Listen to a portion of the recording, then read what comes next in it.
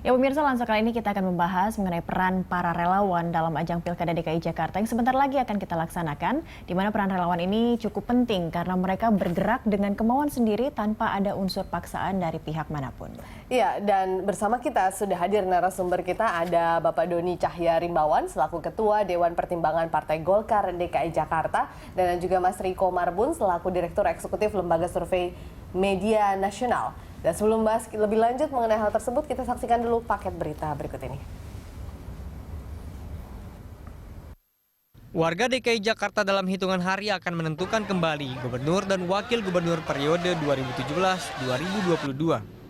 Tim sukses masing-masing calon telah mengerahkan seluruh tenaga dan strategi untuk memenangkan pasangan yang diusung. Tidak hanya tim dari kalangan partai politik, kehadiran relawan dalam kancah ajang 5 tahunan ini memiliki andil penting dalam memompa mesin pemenangan di setiap pelosok. Jika kita lihat ke belakang Pilgub DKI Jakarta 2012, relawan mampu mengantarkan pasangan Jokowi Ahok menjadi gubernur DKI Jakarta. Peran relawan dalam Pilgub DKI Jakarta ini sangat besar. Relawan dapat berperan melengkapi peran partai politik dalam memenangkan calon kepala daerah. Pergerakan relawan dengan niat yang murni tanpa mengharapkan imbalan bisa memenangkan calon kepala daerah. Bahkan, kekuatan relawan bisa mengalahkan kekuatan dari kader partai politik.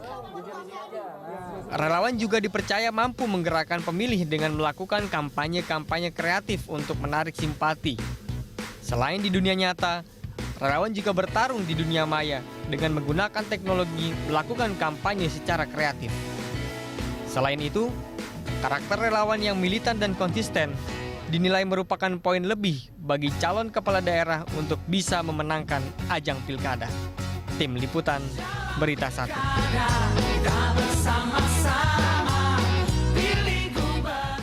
Orang tuh kalau udah punya relawan, Cakri, itu udah modal investasi. Betul sekali, dan sebagai relawan apapun siap dihadapi seperti itu ya, meskipun ngeluarin kalau udah ada uang barisannya sendiri. di belakang nih, tinggal nunggu ya partai yang meminang siapa. Betul Ya kan? sekali, itu Kita dia. langsung sapa dulu Pak Rimbawan ya saya panggilnya, atau Ya. Pak Ya. Doni. Pak Doni, Oke, Pak Doni dan Rimbawan. Mas Riko di sini. Ya, benar. Kita langsung saja bertanya dulu ke Pak Rimbawan ini. Ini sejauh ini kemudian kan dari Golkar ya, Ya. partai pendukung begitu.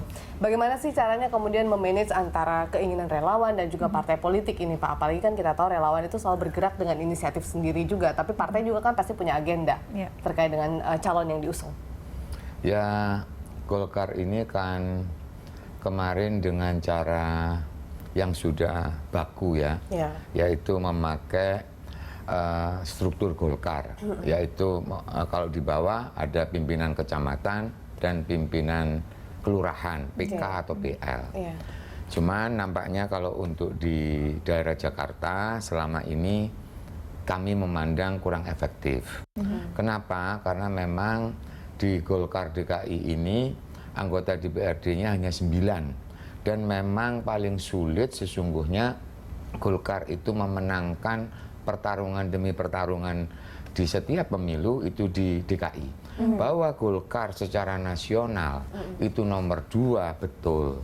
Tetapi ada daerah-daerah yang sulit sesungguhnya. Salah Ini satunya tergantung yang adalah diusung Jakarta. mungkin Pak. Iya. Enggak, ini secara keseluruhan dulu. Secara Oke. keseluruhan Golkar itu memang agak sulit kalau di DKI ini. Nah, sekarang kita mengusung Pak Basuki ya, Pak Ahok dengan Pak Jarot.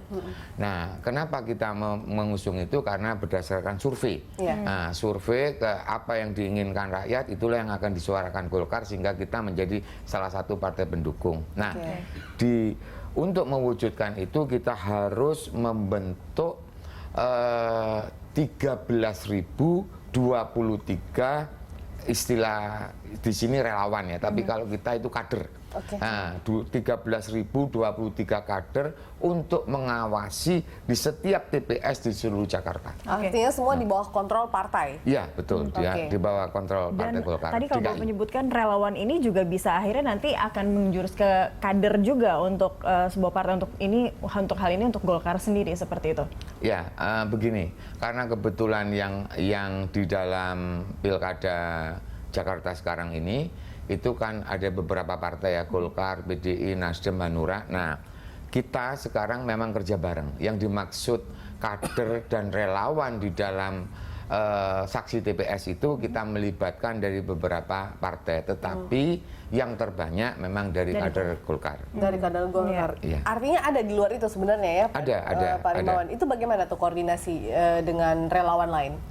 Kita baik-baik saja, artinya semua ikut yang kita aturan yang kita berikan dan seterusnya sesuai dengan kita, tidak ada masalah sesungguhnya. Baik. Ke Mas Riko. Yes. Mas Riko, ini kan relawan, oke lah, mereka itu pendukung, mereka bisa melakukan hal-hal yang bersifat inisiatif juga ya. Tadi kita juga gambar itu kan Betul sekali. di pusat perbelanjaan, mereka Flash mob. bisa, ya benar. Bisa dengan banyak seperti itu. Tapi kan yang kemudian juga menjadi penting adalah elektabilitas dari pasangan cagup-cagup itu sendiri dalam hal ini ya, karena jelang pilkada. Nah, bagaimana Anda melihat seberapa besar sih sebenarnya pengaruh relawan ini dengan elektabilitas cagup-cagup? Jadi sebenarnya penggunaan relawan ini merupakan keniscayaan dalam kompetisi politik modern. Betul. Kalau kita bicara ingin memenangkan kompetisi, apakah itu pilkada atau pemilu, sebenarnya ada banyak faktor dan variabel yang dibutuhkan. Contohnya misalnya citra, ketokohan, dan mesin politik. Nah, sekarang mesin politik ini terbagi jadi dua, yaitu mesin partai, artinya kader yang dimiliki oleh Pak Rimbawan ini, kader-kadernya di DKI Jakarta yang mereka punya kartu tanda anggota, begitu ya.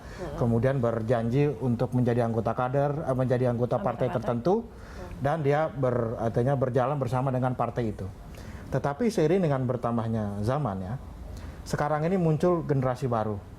Yang sekarang itu dikenal dengan nama generasi milenial lah, begitu ya. Kalau kita tahu di Jakarta ini, itu jumlah orang muda generasi milenial ini itu jumlahnya besar sekali, hampir mendekati 40%. Nah, ini generasi inilah kemudian membutuhkan satu mesin politik yang baru, yang bisa berbicara dengan bahasa mereka, bisa mendekati dengan gaya mereka, begitu ya. Karena kalau partai mungkin dalam pandangan orang itu sangat birokratis, begitu ya. Sementara masyarakat pemuda sekarang ini tidak menginginkan informasi yang sifatnya satu arah, egaliter, berbicara dengan gaya bahasa mereka, aktif di medsos. Ini peran ini yang kemudian diambil oleh relawan sebenarnya.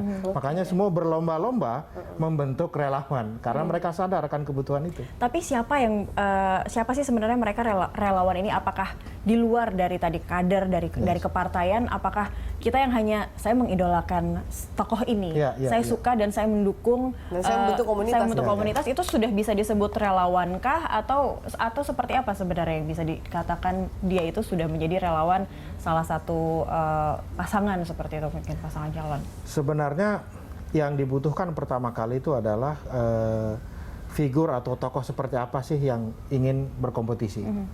Nah, kemudian biasanya nanti ya, berdasarkan pengalaman kita di lapangan, itu nanti ada orang-orang yang bekerja untuk memasuki berbagai macam komunitas. Komunitas ini kan macam-macam. Ada komunitas hobi, ada komunitas olahraga, ada komunitas berdasarkan usia dan lain sebagainya ya. Nah, kemudian ketika mereka masuk di sana, mereka membentuk struktur yang mungkin agak lepas ya, yang lebih fleksibel, ya. Kemudian mereka menawarkan, oh saya ingin mendukung tokoh si A, si B, si C, si D. Nah, kemudian mereka membentuk semacam struktur atau komunitas ya yang tidak kaku sifatnya, tetapi memang tetap harus terorganisir, maksud saya. Dan itu kan membutuhkan banyak hal, bukan hanya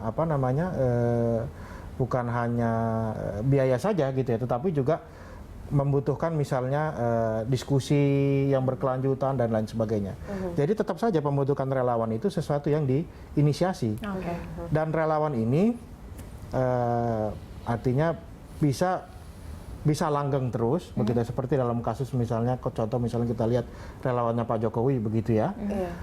Ada juga yang sudah selesai hajatan hilang begitu aja. Ada juga ini tergantung seberapa besar sebenarnya kekuatan politik yang ingin merekatkan para relawan tadi.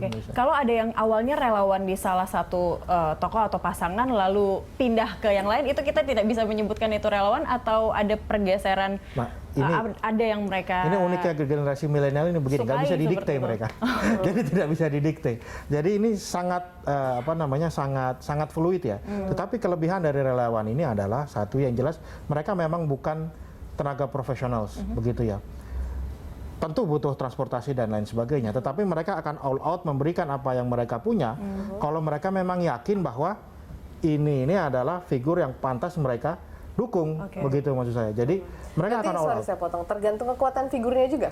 Ya itu pasti, itu udah pasti. Jadi relawan ini mereka biasanya punya ketertarikan kepada figur, misalnya apakah mungkin karena figur yang dianggap tegas, apakah mungkin figur yang dianggap down to earth misalnya, apakah figurnya yang dianggap ramah.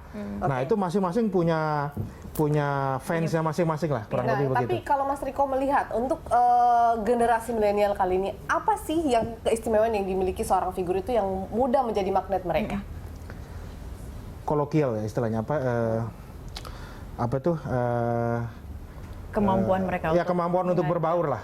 Karena berbaur. karakter dari masyarakat dari generasi milenial ini yang egaliter. Jadi mereka itu ingin ketemu dengan calon tanpa batas dan sekat. Dan bisa berkomunikasi Ya, bisa dua arah berkomunikasi seperti dengan itu, gaya bahasa mereka, tidak menyuruh-nyuruh, begitu ya. Bahkan mungkin bisa hang out atau gaul bersama mereka, bisa main gitar, bisa nyanyi, bisa macam-macam lah. Itu biasanya generasi milenial ini lebih suka dengan figur-figur yang seperti itu. Makanya old school politics itu sudah nggak laku lagi sekarang. Solasir. Oke. Nah, bagaimana nanti Golkar sendiri untuk merawat para relawan mereka untuk terus bisa mendukung pasangan yang akan diusung? Kita akan jawab di segmen berikutnya. Pemirsa, tetap bersama kami di Lunch Talk, kami segera kembali.